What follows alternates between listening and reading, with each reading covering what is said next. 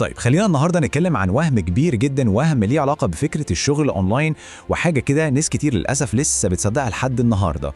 والسؤال اللي بيطرح نفسه واللي أكيد كتير بيفكروا فيه هو ليه لحد دلوقتي في ناس شايفة إن الشغل على الإنترنت ده كله نصب أو وهم؟ إيه السبب؟ المفاجأة بقى إن المشكلة مش في الإنترنت خالص، المشكلة الحقيقية جوانا إحنا، في طريقة تفكيرنا القديمة اللي محتاجة تتغير. طيب عشان نفهم الموضوع ده كويس خلينا نفصص الوهم ده حتة حتة ونشوف هو أصله إيه بالظبط. الفكرة كلها أو سوء الفهم الكبير إن الناس بتبص للإنترنت على إنه طريق مختصر، كأنه ورقة نصيب هتغير حياتهم في يوم وليلة. مش بيبصوا له على إنه سوق حقيقي زي أي سوق تاني. وهنا بقى مربط الفرس، زي ما بيقول أي تغيير مالي حقيقي بيبدأ منين؟ من تغيير في العقلية الأول. كل حاجة بتبدأ من جوه. شوفوا الفرق ده واضح إزاي؟ عندنا عقليتين عكس بعض تماماً، واحدة بتوصل لطريق مسدود كله إحباط وخيبة أمل، والتانية هي اللي بتفتح بجد أبواب الفرص الحقيقية. يعني ببساطة شديدة عشان الواحد ينجح في السوق ده هو محتاج نفس الحاجات اللي أي شغلانة محترمة في الدنيا محتاجاها. مفيش اختراعات، محتاج مهارة واستعداد للتعلم وشوية صبر وطبعاً التزام. تمام، كلام جميل، بس إزاي نحول العقلية دي لخطوات عملية على أرض الواقع؟ خلينا نشوف. أول سؤال وأهم سؤال بيجي في بال أي حد، تمام أنا عايز أبدأ منين؟ إيه أول خطوة عملية فعلاً؟ الإجابة بتبدأ من جوه، بإن الواحد يسأل نفسه كام سؤال بسيط. إيه الحاجات اللي بتهمني؟ إيه الخبرات اللي عندي حتى لو بسيطة؟ وإيه اللي عندي شغف حقيقي إني أتعلمه؟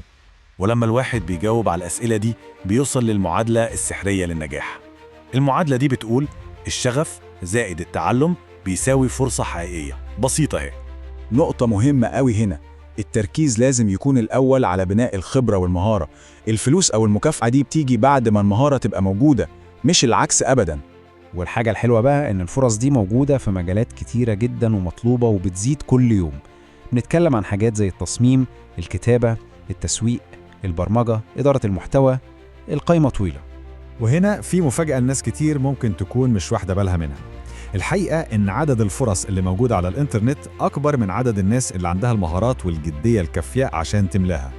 بس لو الكلام ده حقيقي، ده بيخلينا نسأل عن وهم تاني مشهور قوي، وهم مفيش فلوس على النت. ليه الناس بتستسلم بسرعة؟ طيب ليه بنسمع ناس كتير بتقول أنا حاولت وفشلت؟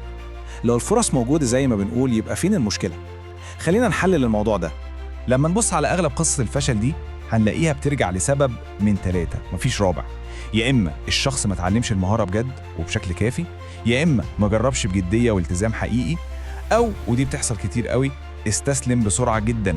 يعني المشكلة في الآخر مش في السوق، المشكلة في طريقة التعامل مع السوق. ودي قاعدة أساسية في أي شغل في الدنيا مش بس أونلاين. النتيجة بتيجي بعد بناء المهارة مش قبلها. لازم تقدم قيمة الأول وبعدين تاخد مقابل، مفيش طريق مختصر. كل الكلام ده بيوصلنا لأهم نقطة في الموضوع كله، الخلاصة، وأول خطوة عملية ممكن أي حد ياخدها النهاردة.